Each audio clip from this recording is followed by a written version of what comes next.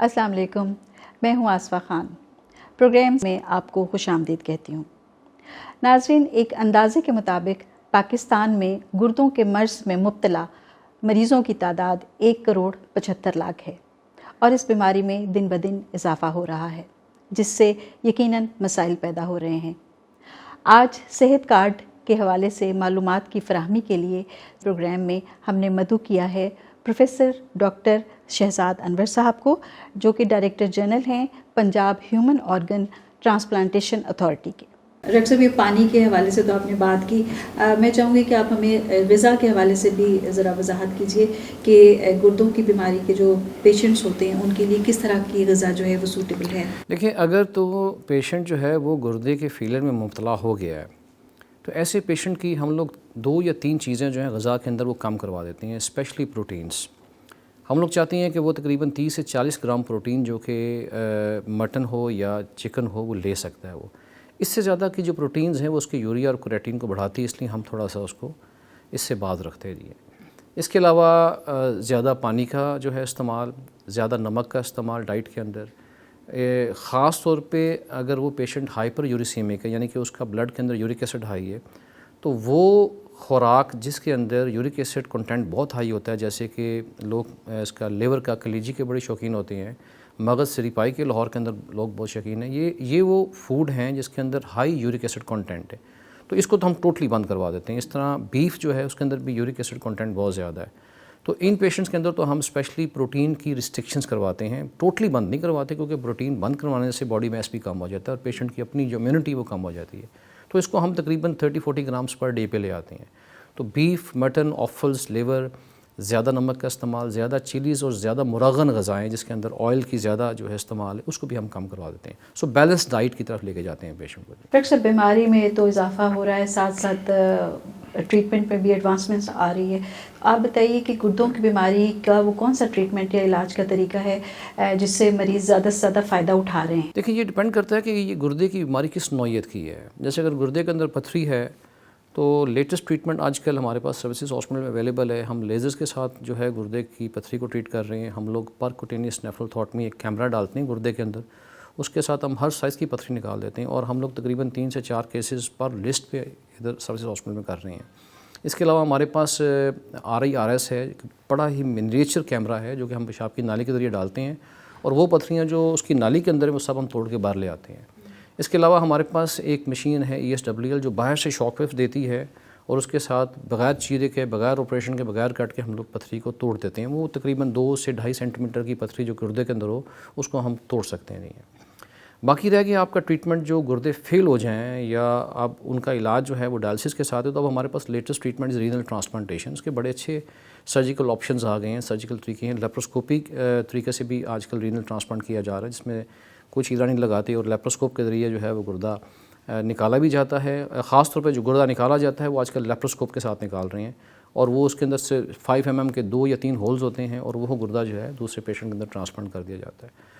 تو اسی طرح میڈیسنس کے اندر بھی کافی ایڈوانسمنٹس ہوئی ہیں، بڑی نئی میڈیسنز آئی ہیں، بڑے نئے انجیکشنز آئے ہیں۔ پرانے وقتوں کے اندر گردہ جب ٹرانسپلانٹ کیا جاتا تھا تو سب سے زیادہ جو پرابلم سرجنس کو آتی تھی اور فزیشنس کو، وہ گردے کی ریجیکشنز تھیں ہیں۔ تو آج کل تو اتنی لیٹسٹ ٹریٹمنٹس آ گئی ہیں کہ آپ اگر 0 میچ والا گردہ بھی لگا دیں کسی کو تو وہ اس کے اندر بھی ریجیکشنز کے چانسز 0 ہو جاتے ہیں۔ تو ڈاکٹر صاحب، یہ کیا تناسب ہے پاکستان میں کڈنی ٹرانسپلانٹیشن کے کامیابی؟ پاکستان کے اندر پچھلے 2-3 سالوں سے تو یہ تناسب کافی نیچے چلا گیا تھا۔ اس کی ایک وجہ تو یہ کووڈ-19 کی جو بیماری پاکستان میں پھیلی ہے، لیکن ابھی پچھلے سال 2022 کے اندر صرف ایک سینٹر کی جو رپورٹ ہمارے پاس ہے، دیٹ از PKLI، وہاں پر گردے کے تقریباً 650 ٹرانسپلانٹ ہوئے ہیں، لیور کے 222 ٹرانسپلانٹ ہوئے ہیں۔ So very substantially good figure in Punjab and especially in PKLI۔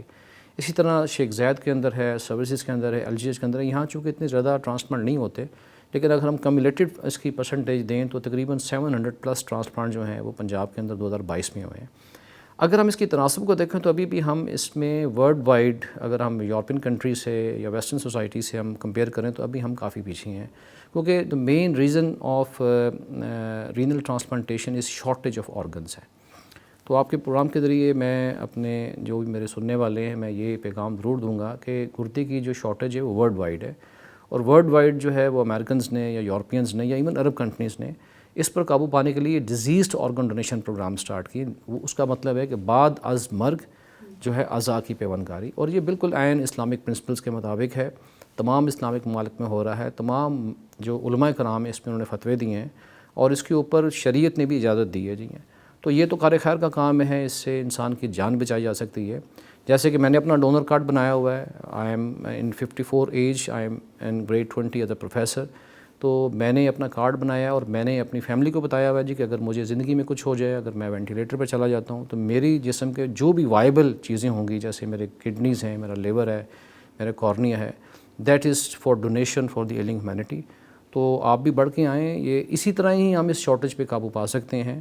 جانے والے چلے جاتے ہیں, اگر ان کے اعضاء کسی کے کام آ جائیں تو اس سے بڑی انسانیت کی خدمت اور بھلائی کیا ہو سکتی ہے. جی ڈاکٹر صاحب, یہ تو آپ نے بڑی اچھی بات کی ہے, لیکن یہ جو آپ تناسب کی بات کر رہے ہیں کہ ہم باقی ملکوں سے بہت پیچھے ہیں, پاکستان میں کم تناسب ہے, تو اس طرح کی اویئرنیس یا آگاہی مہم حکومتی اور عوامی سطح پر شروع کرنے کی کتنی ضرورت ہے, اور کون لوگ اس میں آگے آ سکتے ہیں؟ یہ بہت اچھا آپ نے سوال کیا ہے.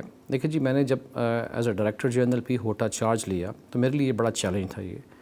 تو اس کے اوپر کچھ چیزیں میں آپ سے شیئر کرتا ہوں. جیسے کہ ابھی ہم لوگوں نے اویئرنیس ٹی وی سیز جو ہیں وہ اس میں الیکٹرانک میڈیاز میں دے دی ہیں, اور ہم اس کو سسٹین کریں گے by repeating this T V سیز ہیں.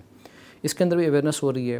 ہم لوگوں نے ایک ہیلپ لائن بنائی ہے 1109.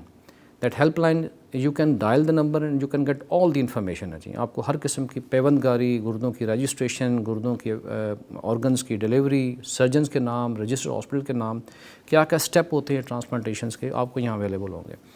اس کے علاوہ ہم لوگ کیا کر رہے ہیں کہ we are conducting seminar in all the big universities. ابھی میں نے تقریباً یہ 6 یا 7 یونیورسٹیز میں بڑے سیمینارز کیے ہیں.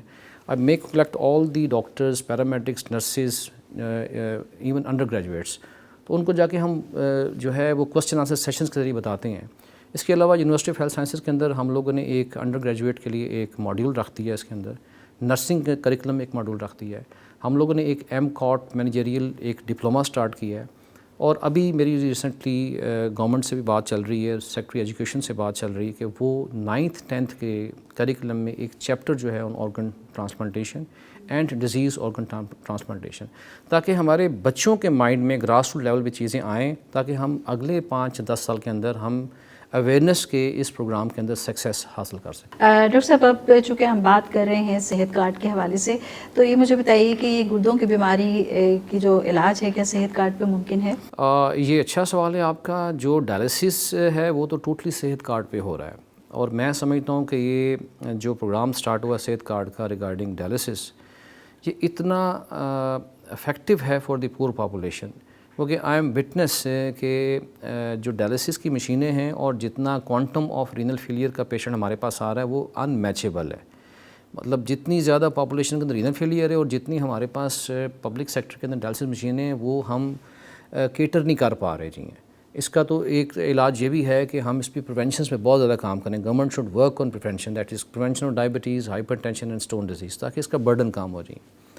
اب جب ہم نے دیکھا ہے کہ لاسٹ ٹائم جب پیشنٹ آتے تھے تو تقریباً ایک ڈائلسس کی جو کاسٹ ہے وہ 7,000 to 10,000 روپیز ایک پیشنٹ پہ آتی ہے. And if you are getting dialysis twice a week, ہفتے میں 2 مرتبہ, تو یہ کاسٹ تقریباً 14,000 to 20,000 جاتی ہے, which is totally impossible for a person جس کی ٹوٹل پر ڈے کی انکم جو ہے وہ 500 یا 1,000 روپے آ رہی ہے, جو اس نے اپنی فیملی فیڈ کرنی ہے. اسی طرح اگر آپ اس کی پر ایئر کاسٹ نکالیں تو یہ تقریباً 7 سے 10 لاکھ جاتی ہے. اگین اٹ از امپاسبل پور پاپولیشن. تو اس کے اندر جو صحت کارڈ ہے اس نے بہت فیسیلیٹیٹ کیا ہے جو ہمارا لوور ٹیئر سیگمنٹ ہے پور پاپولیشن کا.